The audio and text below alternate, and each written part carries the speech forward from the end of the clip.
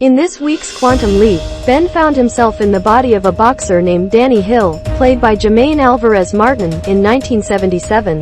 The team was still working on Ben's coding, so it may take some time to figure out how to get him home. In the meantime, he must focus on helping this fighter from losing a championship fight which cost him his career. Reports stated he was distracted and unlike himself. Ben was there to figure out what happened. In present day, Ian worried that Addison was running herself ragged. But with Ben still out there, she wanted to focus on sticking with him until he returned. Fun fact, Ben and Addison love the Real Housewives of Beverly Hills because they have taste. Magic called a meeting because the Pentagon is on his back, and he needed to know whether to come up with a short-term lie or something that ran much longer. Ian relayed to the team that Ben leapt into a path that went beyond his own lifetime, something they didn't think was possible, meaning he's not coming home for a long time. In the past, it looked like Danny was distracted by the potential loss of his family's gym. His brother Daryl, guest star John Chaffin, ran out of money and got involved with a local gang. Records show that after Danny's loss, Daryl had mounting debt and took his own life.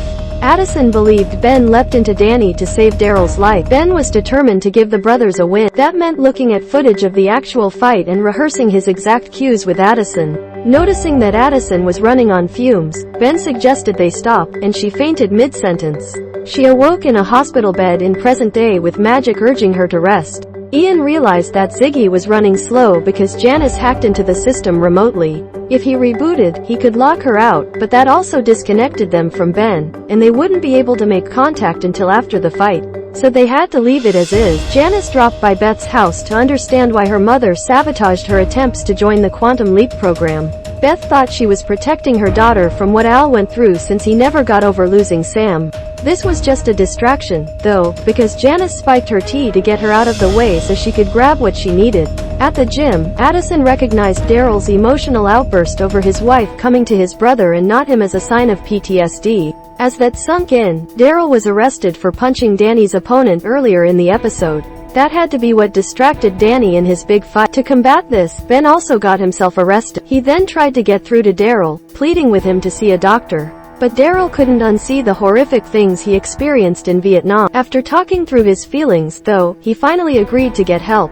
But Danny still needed to win the fight. During the match, Ben landed the blow that should have won, but it didn't work. He then took a punch that briefly knocked him out, and into a vague memory of waking up with Addison.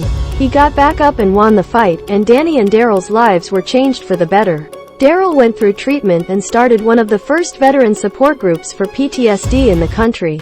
Addison also broke the news that Ben's new code was taking him on a journey, and they don't know how long it will take to bring him back.